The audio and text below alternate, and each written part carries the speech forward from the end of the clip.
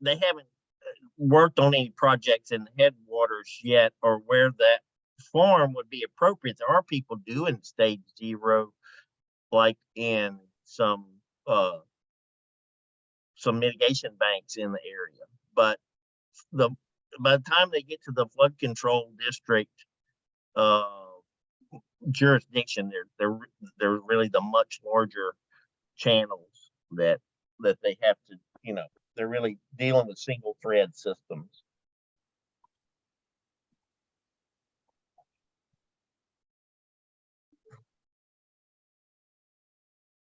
Lee, how far different is when you were looking at this type of work in 2005, how far different is it from where you thought it would be here in 2022 compared to where you thought it was going to go in 2005 related to doing natural channel design and restoration for flood control in Harris County? Well, I would have thought it would not be up to my expectations of happening fast enough.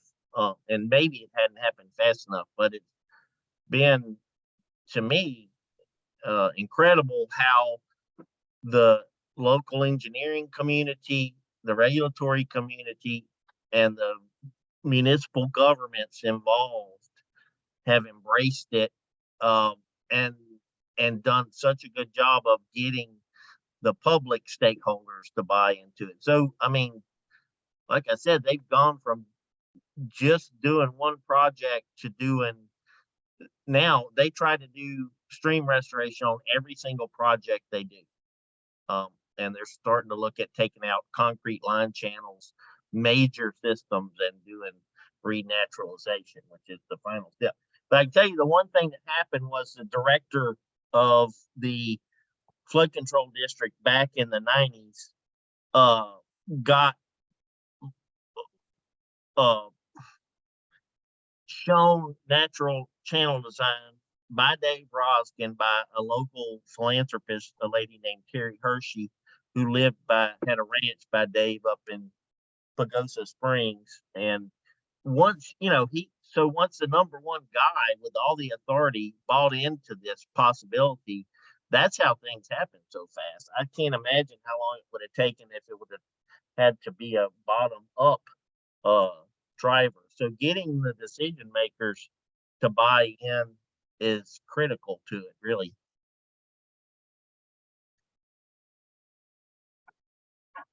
Well, thank you, Lee. Yep. We're going to move on to the inspirational side of our talk this morning. We appreciate your time, Lee. If you have more questions for Lee, please contact him or contact Paula or Brad or I, and we can get you in contact with him to ask questions. We're running a little bit late today for the inspiration talk, so it will be recorded and posted on RiverSHARED, so you'll be able to kind of see the end of John's talk if you don't get a chance to. And just to be kind to John, I'm going to ask you quick, John, do you have time to kind of continue your talk if we run over 7 o'clock, or do you have a hard end at 7 o'clock today? Morning, David. Yeah, no, I've got time. I'm happy to. Okay, good. All right, so I'd like to introduce John Giordanengo. He's been a close friend for years. He specializes in ecosystem restoration and the vegetation side of it. And recently, he's been working on a book that he wrote. I guess you finished up last year, right? Yeah. Yeah, and it's basically using two of his passions and studies in life, which are economies and ecosystems, and trying to tie together similarities and kind of find hope in an ecosystem, the diversity and complexity of ecosystems as a model for restoring economies in places that have kind of struggled between the idea of globalism, capitalism, and a lot of other isms that I don't completely understand because I'm a river guy. So with that, we really appreciate your time today. John, do you want to talk to us a little bit about kind of, the 1990s and what it was that when you first started to saying, hey, maybe there's some sort of similarities between ecosystems and economies? Yeah, thanks, David. And Lee, I want to thank you as well. listening to your talk this morning reminds me how much similarity there is between river systems even and economies, as rivers are also natural or self-regulating systems. So yeah, David, everybody, it was in the late 90s as a business student, I'd taken a few economics classes and then decided to get a minor in ecology. That's where my passion in ecology really began. But walking out of school, I walked away with this odd sense that there's some fundamental similarities between ecosystems and economies. And of course, at the time, I had no idea what that was. And then around the Great Recession, 2007, I decided to dive in deeper into that question and started doing more research into this as ecosystems as models for restoring our economies. And that led to this book, and I've been pleased and honored to do some speaking engagements across the West on this subject and engaging other folks from economics, business, ecology, sustainability. It's been a lot of fun. So with the time we have left, let's just dive in, and I'm happy to take questions at the end if there happen to be any. Let me get this slide advance going.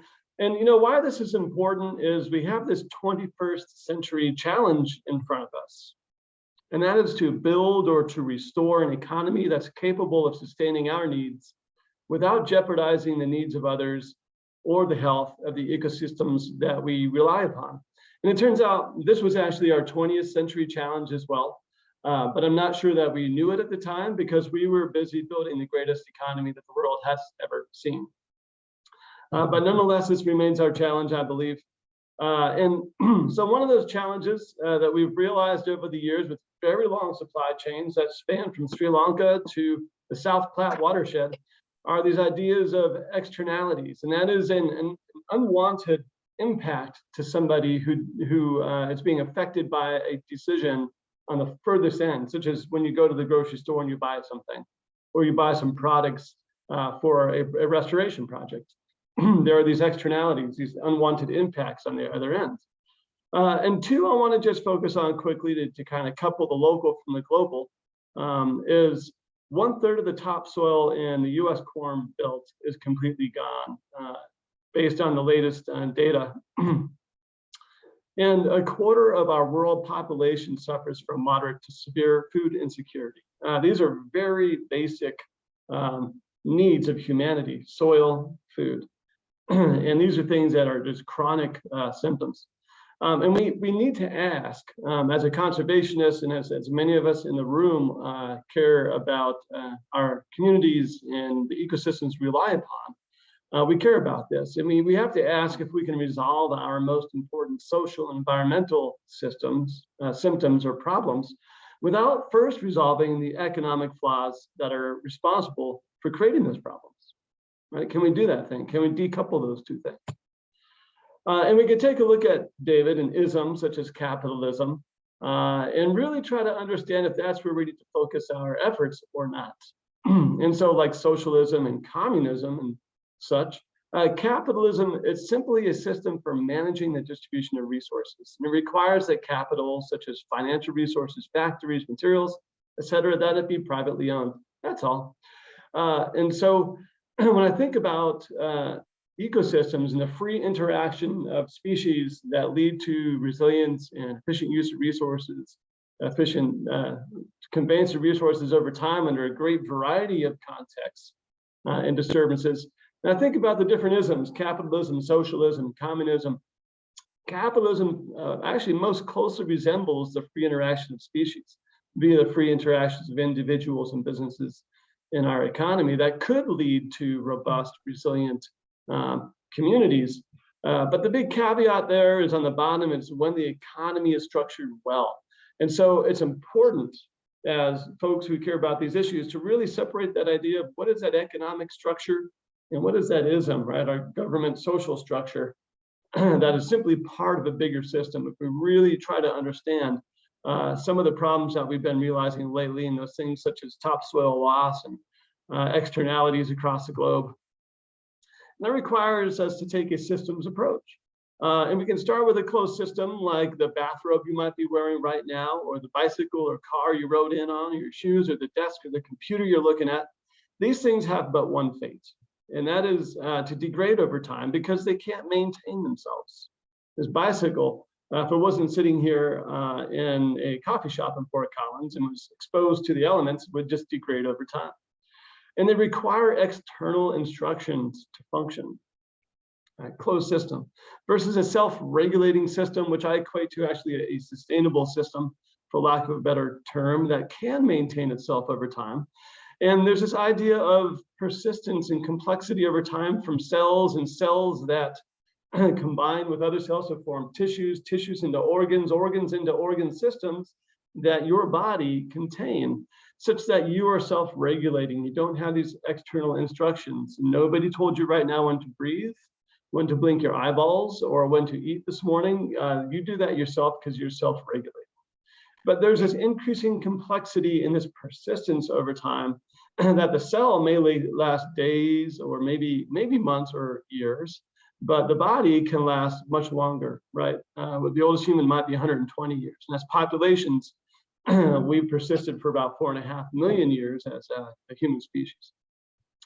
But as species combine with other species into communities, and communities into ecosystems, this complexity increases. And we see this notion of resilience over time. And Colorado is one example where, 350 million years ago, we were closer to the Yucatan Peninsula of Mexico. And as Pangea broke up and moved northward, Colorado went up along for the ride. And catastrophic change was unleashed across the globe at that time.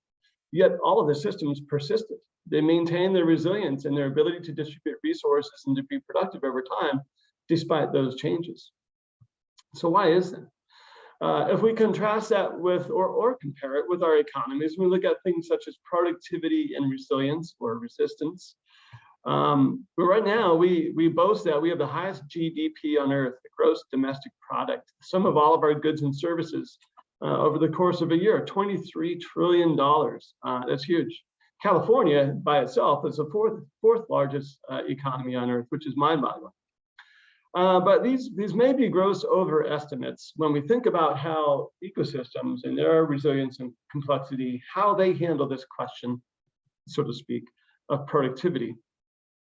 On a per capita basis, per person in the US, we rank 11th. Iceland and Ireland and smaller countries actually do higher. And again, the ability this is to produce for every individual in the country, that per capita basis. Now, there's a fundamental component that we're all aware of on Earth and systems, that's energy. And when we look at the energy consumed to support our GDP per capita, America actually ranks 30th, right? The disco ball just slowed down and the lights may have dimmed a little bit in some of our minds. Maybe we don't have that great capacity. Switzerland, Ireland, Italy, et cetera, are more in the top 10 there in terms of their ability to use energy to sustain their populations and their GDP. And so we can dig in a little bit deeper and look at how we as ecologists measure productivity, and that is on the net. And at the business level, it's similar. You can look at gross profit, for instance, right? That doesn't look at expenses. But to really be sustainable as a business, you need to be looking at your revenue after expenses. And those expenses really, at a system level, is maintenance, right? What does it take to maintain the system? And if we look at this corn system in northeast Nebraska, this monoculture of corn, there are a lot of inputs that go into this, and it looks extremely productive on the surface, right? However, the A horizon from the Corn Belt of the US, again, it's about 33 million acres, about a third of our Corn Belt has lost its A horizon, its rich topsoil. Now, I crunched some numbers. This is presented in the most recent version of the book. And that traditionally, the way we would handle restoration would cost about $1.1 trillion to restore the productivity to the system. And so the important part here is that degradation, that cost of restoration, is not included in our gross domestic product in those years that these corn systems were producing products, right? So we were overestimating the value coming off these cornfields because we were not accounting for maintenance. We weren't really quantifying net domestic production. Same story has been told in the Chesapeake Bay, and we see these in our river systems as well. When we degrade those systems, the cost of restoration of a river system is not accounted for in any production activities that may have happened alongside that river. We're overestimating our productivity. There is a cheaper, perhaps freer way to restore a cornfield or degraded system, and that's restoration, or to let time do the work. And fire is a really good teacher of this. And this is very common in the West. It's on increase right now in these decades. And so, yeah, this folks, if you look at the people standing in front of the fire, there, one thing is they seem to be standing way too close. There's one gentleman here is pointing up, and maybe what he's doing is saying, hey, everybody, you just wait. When this fire blows out, the changes in this landscape are going to be amazing.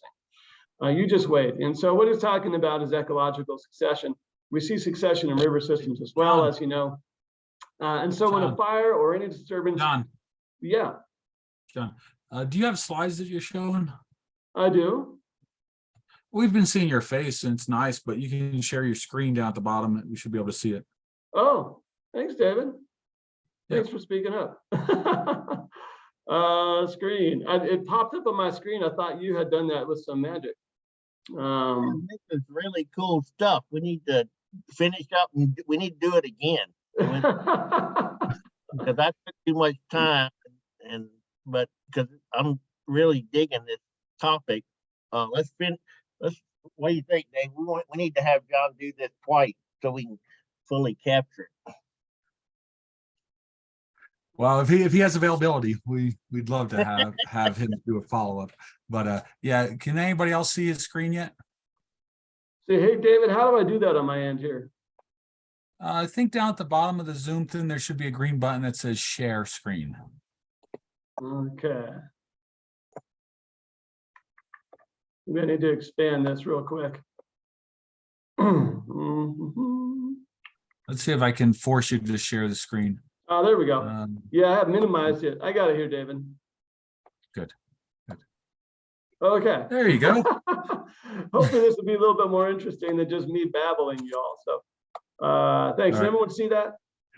Well, it was pretty interesting, John, with you babbling. So that's good. But we figured, that was the first time I was like, I think he has slides he's doing. So. So let's see. I'm gonna minimize this, and I can't see that. There we go. Okay.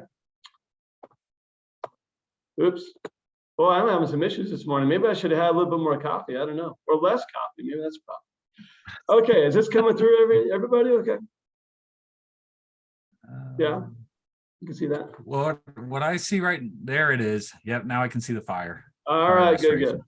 So succession, right? This is change over time that we see in our river systems and ecological systems. And when the slate, so to speak, is wiped clean, the interesting part to me as an ecologist is we see this change over time, right? With the left side of this x-axis there being 0 over to the right side. And in these, what we call these early successional years, after the fire has come through in this example, we see a fairly complete destruction of the living components of the system. There's not a lot of vegetation. Over time, we see a change in vegetation happening where we see different species coming in, and without another disturbance, we can see a very dense forest again, which is very common on the front range of Colorado, for instance, and other areas of the Southwest where management policy has actually suppressed fires for over a century. So the question that is important when we think about the relationship between ecosystems and economies is what happens with net productivity and diversity on this y-axis over time as a system is restoring itself? Is it a straight line from the bottom left to the top right in the system? And no, it's typically something closer to like the one-humped camel, right? This distribution where we see, generally speaking, a peak in productivity and diversity with some intermediate level of disturbance over time. And then that productivity tends to decline a little bit over time as well. Now, interesting, we could look at a biomass accumulation over time and ask the same question, but what happens through the succession process as biomass is accumulating without disturbance? And it tends to level out. And that's actually what we're seeing in the American economy right now, as we've been seeing flat productivity growth rates anyhow since the 90s, and other things such as increasing gap and decreasing wealth accumulation into fewer hands and stuff and things of that nature. So this process, ecological processes succession, the relationship between productivity, diversity, capital accumulation, we see a lot of similarities between our economies and our ecosystems as well. And so that block there might represent perhaps an ecological explanation of a wealth gap when we cross a threshold between productivity and diversity and capital accumulation. So what are, if your body, if we know those components so well, the organs and how they interact to create a self-regulating, healthy individual, what has been known as the germ theory of disease, and that knowledge that's allowed human beings to ward off disease and resolve basic health and human sanitation needs, etc. If we scale this up to an ecosystem or economy and ask the question, what are those components that it's beyond the individual? It's really difficult for us to understand that. And that's been the what we call cross-cutting, what some folks call cross-cutting in systems thinking, where we can't really understand something so complex by looking at just an ecosystem or an economy, but looking for similarities between these systems. And these are what I would say homologous systems. They have same structures and functions, just like a human body is homologous to other mammals, right? And studying those other animals allows us to understand the human body. So in this process is described in the book, there's three components, foundational components that appear to have an interesting interaction in ecosystems and economies within their context. And Lee, you talked about context earlier, at least it was snuck in there, I picked up on that. In our economies, context is comprised of the social context, which gets back to the isms, the cultural, ethnic and ethical and government structure, values, etc. The social context. It also includes the environmental context, whether you live in a tropical jungle, an alpine paradise, or somewhere in the Front Range of Colorado, etc. And this industrial context in the bottom, which we don't have a lot of time to talk about today, but this context is unique all around the world, from Sri Lanka to Colorado to Texas, etc. Spain, other parts of Europe, it's unique everywhere. And they interact with three components: diversity, energy, and trade in a very interesting way. And so we're going to spend just a little time talking about diversity, energy, and trade as the core components of an economy or an ecosystem. And there is this notion that diversity confers resilience and resistance to ecosystems. And the book teaches apart about 8 different types of diversity that we find equally in ecosystems and economies. We're just going to talk about a few right now. And one of them is richness. That is just the quantity of different species in the system. All these species in this tropical forest, for instance, if you count them all, comprise the richness. And you can do the same thing in a river floodplain, count the number of species in that floodplain. That's richness. But all of these species also, fortunately, have a redundancy of functions. These two birds right here, these manakins, live about head height in tropical forests in the American tropics. And they eat bugs. They have very specific mating rituals, and they live on these, and they dance on these barren branches at a very specific, again, elevation in the forest. If one of them goes extinct, then the other, or if one of them just wanes in its population, the other will fill the void. And this is true in economies as well. We see this in milling operations and meatpacking operations, farming operations. If we don't have ample redundancy, one of those collapses, like it has recently in Northern California, where my family is, twice near the Klamath River, then a lot of people lose their jobs, for instance. Now, the fundamental unit of diversity that we count in ecosystems is a species, and in economies, it is the equivalent, which is the business. And so we wonder, once we understand that, we can start calculating diversity in our economies. And so what? What are the benefits of diversity? If there aren't benefits, then, if we don't realize those benefits, then we may not recognize the importance of diversity. And so what we see in ecosystems and economies is this increased resistance and resilience to disturbance. And you'll see these, there are several citations, dozens and dozens in the book. And there's a couple here on the slides in the bottom right, you've seen in the gray. just to show that we see this not just in ecosystems or just wishful thinking of an ecologist, for instance, but we actually see it born in the economic research. Higher net productivity, higher wages, employment, and profitability, a more even distribution of biomass or wealth to more individuals. Is it possible that there's a greater human fulfillment in a more diverse economy? There's not I think a scientific paper out there that would show that conclusion, but you can maybe all draw your same conclusion perhaps in the future. Energy is another foundational component that we can talk about the basic physics of energy, but it almost is too basic for us to really understand the influence of energy in a complex self-regulating system like an economy or an ecosystem. And so something we don't think about often is the source of that energy. And this word exogenous just means from the outside to the system of interest that we're talking about. So exogenous energy originates in a different place and time than where it is consumed. And so fossil fuels are a great example. Also, wind or solar power, when we create it in one place, such as Iowa, and we convey it to New York, that's also exogenous to New York. Versus endogenous energy, where it originates or is generated in the same places where it's consumed. And examples are things like biofuels, wind or solar, when they're generated and consumed in the same location. And of course, human power, right? This is endogenous energy. And natural systems, they run almost 100% on endogenous energy. Very little is actually imported into an ecosystem or out of the ecosystem. Once we have biochemical energy, the production of photosynthesis, that energy remains mostly in the system. It's not transported outside of it or inside of it at a regional level. So what? What is the impact of energy on biodiversity?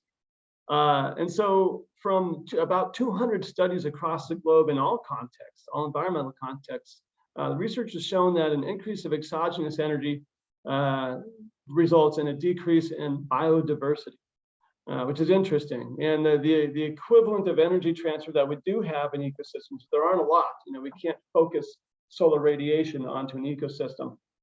These studies have been looking at nitrogen fertilizer, which is an energy metabolite and essential to energy in systems, ADP and things of that nature. So this is where a lot of those studies come to this conclusion. If we don't understand the influence or the amount of energy in nitrogen, this is the Beirut fertilizer explosion back in, I think it was 2020.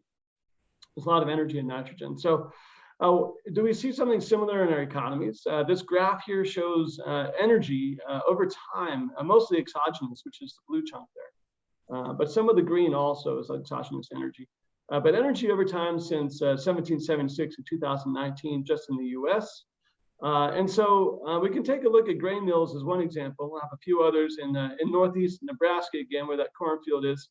The Oakdale grain mill was essential to value added for that community, and it was a very, very important part of an extremely diverse economy. And it went belly up in the 1930s. The Neely mill, the next mill over to Oakdale, was a little bit larger, and it persisted till about the 1950s. And eventually we had these larger mills, such as in Salina, Kansas, and we thought, well, this is large enough now to meet our needs. We can see as this energy, at least a correlation here between energy growth. Until about 2019, this mill went bust, and now in favor of even larger mills, right? So we've seen this trend of, the book debates, and I debate myself in the book to really to try to understand what are the driving forces in this growth of homogenization, this reduction in diversity over time, to see if it really is energy or if there are other factors. We don't have time to debate that right now, but the book debates that as best I can to really try to understand what the underlying driver is of this loss of diversity over time. So we see this in manufacturing. This looks like a war-torn area, perhaps in Europe somewhere right now. But in fact, this is Detroit in 2020. I've been to a lot of dangerous places around the world. I'm thankful to have survived this far. And this place, on a little economic research trip I took a couple of years ago, I got to say, this is right around the corner from where Ford factory was first established on Paquette Street.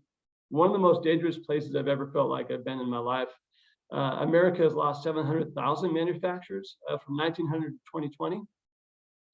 In agriculture, just since the 1930s, we've lost 5 million farms across the US. And again, so what, right? Well, it turns out job multipliers cut two ways, and manufacturing and extraction jobs create about 7.5 jobs for every one direct job, whereas our current retail and service-based economy creates about 1.6 jobs for every one job. So there's this downward pressure on job growth and job creation and stability when we lose manufacturers. So this third component, trade, we look at resource transfers into the US economy. I've got some calculations in the book. About 30% of what we consume is imported. But due to the valuation of the goods we import versus export, the actual quantity of goods is much higher. I put it at about 60%.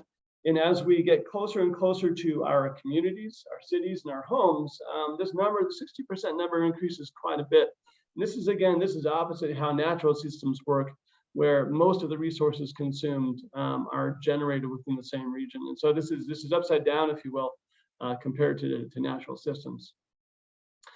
And we see, again, this interesting cross-cutting between our understanding of resource transfers and if you all remember the biotic pyramid in terrestrial systems, of most of the production happening at the bottom, and energy and resources trickling up to higher and higher levels, up to top predators, and energy lost every step of the way. It turns out, Adam Smith back in the 1700s, actually the same year that our country was being formed, conceived conceptually trade as being very similar, in that our domestic economy, it grows as the most important economy, and it sustains some foreign trade and some carrying trade, which we're not going to go into at the top. But importantly, he mentioned that resource extraction and manufacturing form the foundation of a strong and wealthy country, and things like services and high tech, they're a reflection of a strong foundation. Leading to this great phrase I really like from Adam Smith, which is that the carrying and foreign trades, they are a reflection, they're not a cause of the wealth of nations. And I will, I guess, add on to that things like the services and high tech and knowledge sector are also a reflection and not a cause of the wealth of the nation, and the reflection perhaps of the strength of resource and manufacturing, as ecosystems would say. So what does it look like today, at least in the US, and I think in other countries, even in Sri Lanka and Germany and others, is we have this trade balloon. And at the top is the carrying and foreign trades dominating a very large portion of the system. Services, government, and technology in the US comprise 68% of our economy, and manufacturing 11%. And at the bottom there is agriculture. But we see there's this little device down here cranking energy into the system. And this is true for a lot of our economies, where we're floating this balloon, if you will, with exogenous energy. It's only able to sustain itself because of this input of energy over time. And that input of energy is related to resource transfer as well, and a lot of other things. But is it stable? I don't know. That's a question that I debate in the book, and you could debate in your own minds perhaps after this morning. There is this interesting friction between energy and trade. This is New Belgium Brewing. It's in Fort Collins, Colorado. They are the 7th largest brewing in the US. They are now a global corporation, and they have the most advanced, or one of the most advanced alternative energy programs in the US, if not the world. I don't want to go that far, but at least in the US, where they have 100% of their energy as renewable energy, but only 12% of that energy can be met with on-site production. And the reason, and this is true with every manufacturing, or at least large-scale manufacturing facilities across the globe, is that the quantity of resources that they manufacture here far exceed, for an export market, far exceeds the amount of energy that can be generated or sustained within Fort Collins or even Larimer County. So much of that renewable energy even comes from beyond our state. So it's difficult to separate energy and trade when we try to think about the sustainability of our communities, et cetera. So how big is too big for an ecosystem? The biosphere does exist, but it does so because the health of every regional ecosystem within it are thriving. right? If every regional ecosystem was failing across the globe, well, the impacts to the biosphere itself, I think, would be apparent. But we could have scales that are too small as well. And we learn this in ecosystems and economies, and that a very small prairie, for instance, in Colorado, cannot be maintained at the size of, say, an acre. It's too small of a scale. This is true in our economies as well. So it gets to this idea of what is the basic operational unit of an ecosystem or an economy. And here in the northwest part of California, and these are level 3 ecoregions, these polygons where we have, say, the coastal redwood forest on one side, and 99% or close to 100% resources recycled within that forest. And on the other side is the Klamath Mountains, a mixed evergreen forest where it's a similar situation. And the bulk of the transfers between these systems are usually genetic transfers and not material transfers. And so if we look at Powell's vision of the Western United States back in, I think, 1889, he conceived of this on a watershed scale. He actually proposed this to Congress that, as we're developing the West, due to the unique situation in the West, we should be thinking about these divisions on watershed boundaries, not on political boundaries. Now, of course, that wasn't the case, because we can look at Colorado here, and if we draw this box around here, we've got about 8 major watersheds just in one little box that we call Colorado. But it doesn't mean that we can't draw economic boundaries around these watersheds. And if we do that, this is a HUC-4 watershed in Colorado. This is the South Platte. And this gets to this scale that is important when we think about what we can maintain as thriving, resilient, diverse, sustainable, self-regulating economies. That here in the South Platte watershed, we have multiple cities spanning multiple contexts, environmental contexts and ecosystems. Where we can have, let's say, if we were to set a threshold closer towards what nature might indicate, where 70% of our resources were cycled within this system, another perhaps 20% is cycled with adjacent systems, and perhaps 10% is going to the foreign trade, would be much more similar to how ecosystems manage resource transfers at this scale. And so as a result, diversity must grow. It's not something that we can mandate, but when we think about economic management, and we then drive down to what is the scale of the basic operational unit, and just by managing resource transfers and energy transfers, the result will be that diversity must grow. Diversity is a reflection of how we manage energy and trade. And one of the keys here is how this can work in economies is this idea of recirculation value. And in the US, over half the money spent at local businesses is recirculated locally. The wealth stays local. This is very similar to how capital or wealth is, or biomass is recirculated in ecosystems. Versus the recirculation value of chain stores or the big box stores is about 14%. Also, locally owned businesses are more likely to hire local legal, accounting, and marketing professionals. An example is my wife, who used to work for Wild Oats, a smaller chain back in the 80s, and they got gobbled up by, well, I guess before that happened, she was doing the accounting for all the Canadian stores of Wild Oats, so not such a small chain. But her high-paying job in Boulder was taking wealth out of the Canadian stores and transferring it to Boulder, which is why real estate in Boulder is so expensive, right? But anyhow, Wild Oats got bought up by Whole Foods, and Whole Foods, I think, got bought out by Amazon or something like that. So where those jobs are now, who knows?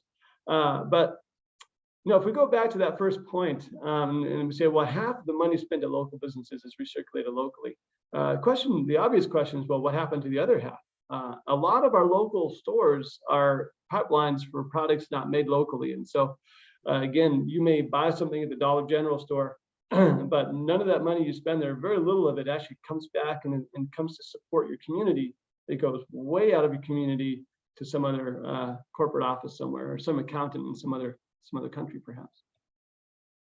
So what this means, part 3 of the book is about economic restoration as influenced by our knowledge of ecological restoration. And we don't have time to dive into all those details, but what this means, and this is, I think, is the juicy part, is there's great opportunity, endless opportunity for entrepreneurs, investors, and inventors to recreate a diverse economy at the community or at the regional level in any context across the globe.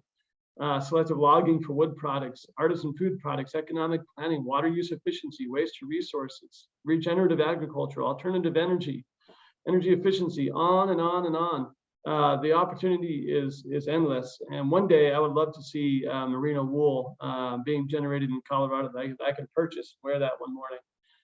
Would help to do a lot of things that are in line with how ecosystems look at the creation, distribution of resources that maintain resilience over time. And why that's important is this concept of time is that evolution acts on the community. And what I mean by that is in the 70s, ecologists used to think that evolution was a continuous increasing change in species over time from simple to more complex. But as we dug into the fossil record, we realized that no, evolution actually, it has these spikes and these drops over time. It's very volatile.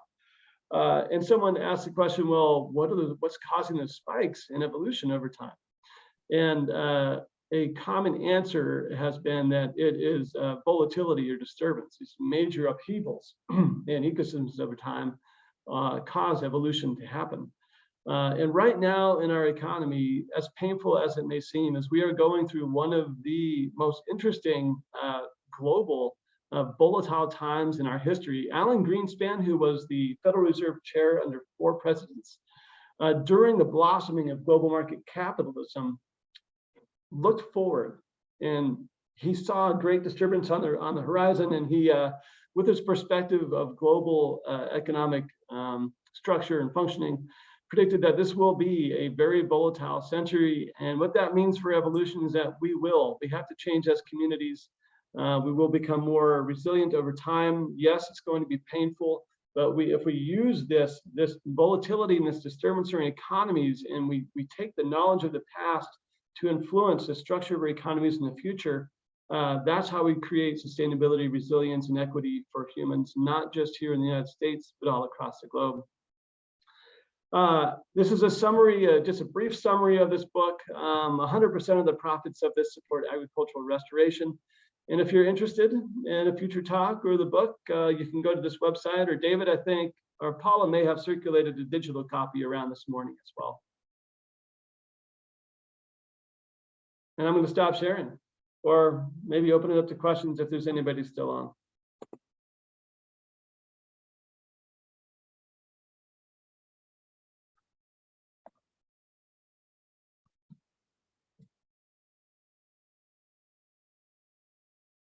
Yeah, I can't hear you, David. You got your mute on. There you go. Yeah, so number of people are still on right now, but for the people that might be listening to this online, if you have questions, feel free to contact Paula, Brad Fairley, or myself, or John if you have some questions, and we can forward them on to John if you can't get a hold of him. Check out the book. We look at this as kind of I looked at this as being something that's kind of inspirational. To me, it looks at kind of some of the crazy things I don't understand in the economy and tries to put it in the context of, well, maybe there is something that mimics what could be some sort of order in the natural world that could help us have some hope in the future of how we could restore the economies related to people, opposed like we restore ecosystems. So I think that's a pretty neat inspirational idea, that there might be something out there in the natural world that points us towards restoration. So with that, anybody have any questions for John this morning?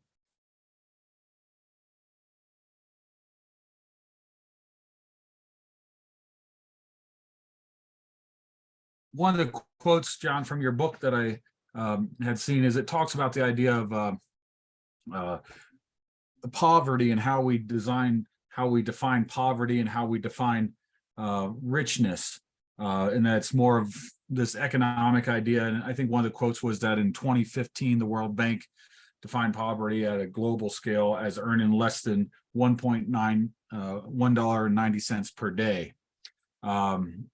And we think of poverty as an economic idea of how much money do we make, opposed to species and richness or diversity in the natural world. And you made a good mention there that Pope Francis had said that, we really shouldn't be fooled by poverty measures that focus solely on earnings. And how do you think that, how does it change in these economy scales when we move solely from earnings to species richness and diversity? Or how do you think it would change in your life opposed to just kind of solely earnings based? Yeah, thanks, David. Boy, that's a good question. And yeah, the book does tackle that question. What is industrial impoverishment, for instance? And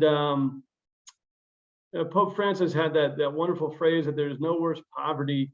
This was in 2020, and I can't remember the name of the document came out of Rome, but there's no worse poverty than unemployment or the indignity of not having work, in essence. And when I think about, again, ecosystems, every species in the ecosystem has the ability to create self-sustaining populations to nourish itself over time, and it does so in a way that's self-regulating. There's no external force on the ability of every individual in the system to thrive, right? And because of that one wonderful principle, every species does evolve. But more importantly, and the book talks about through the part on restoration, how species interact and how, even in our economic model, how businesses can interact to increase the resilience and the strength of the entire community or the economy in ways that, when we strengthen our communities and our economies, there's a feedback loop, and that strength also imparts resilience to every individual within. And so this idea of poverty doesn't just happen at the individual level, but it happens at the community level. And then also this idea of richness, right, is really the opportunity to survive over time and to thrive over time in the face of disturbance and to meet your needs without struggling. And that also improves when it improves at the community level. We can't escape that, nor should we escape those interrelationships. And I think what the lesson is for our economies is that we start structuring our economies in a way that requires, now Lee, you mentioned green infrastructure, and I'm working on an article right now for this group out of Denmark, and the focus is going to be, how does economic restoration and ecological knowledge inform something like the sustainability of green infrastructure over time. But we can, when we think about diversity, energy, and trade, and this idea of scale, we can think about the interaction of businesses that must happen, not by mandate, but that must happen to have an efficiency and to produce real wealth and lasting wealth, so to speak, for any individual in the system. And in the process, resilience is born out of that structure.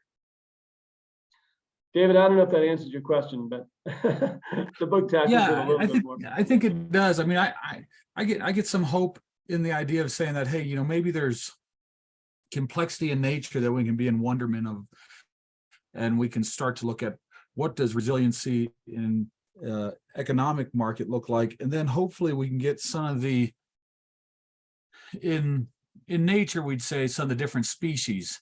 I think in our economies we say some of the people that have a harder time finding work, the people that are kind of transient, not by choice, but because they're just not finding work, they're kind of down their luck. How do we find opportunities through creating diversity and richness in our economic markets by using local products in these hucks, opposed to how do we find that diversity and richness that can help put people to work at a level that generally is kind of overlooked, and how do we find value through that? So I look at this and I see the similarities related to ecosystem restoration. It's like, well, how can we justify getting rid of a salamander in an ecosystem because we don't exactly know what their complete potential is. We know that there's a purpose there. And I look at the people and say, how can we justify getting rid of these transient, these homeless people, and just kind of forgetting about them and trying to turn our head instead of saying, hey, there's some intrinsic value here. There's something that they can add to this entire thing that we're just not looking at it big enough. So I find a lot of inspiration in kind of the ideas that you share. And I'm so thankful for you sharing your ideas with us, John. I look forward to the opportunity to do some adventures with you and stuff in the future. So Likewise. Thanks, everybody. And yeah, have a great day. I hope you do enjoy the book if you read it. And yeah, I hope we have a chance to interact on this subject in the future. It's fascinating, and I really do see a wonderful similarity with river systems too, and perhaps through this lens of ecology and economics and rivers, we can even help refine our knowledge of sustainable and resilient rivers. all right. Well, hey, everybody, we're very thankful for John's time and Lee's time today. I hope everybody has a great week this week. I hope you're in wonderment and awe of what's around you in the natural world, and that you can see people with value at a level that you haven't been able to see them at a value in the past. Hey, have a great day, guys, and a great week. Take care.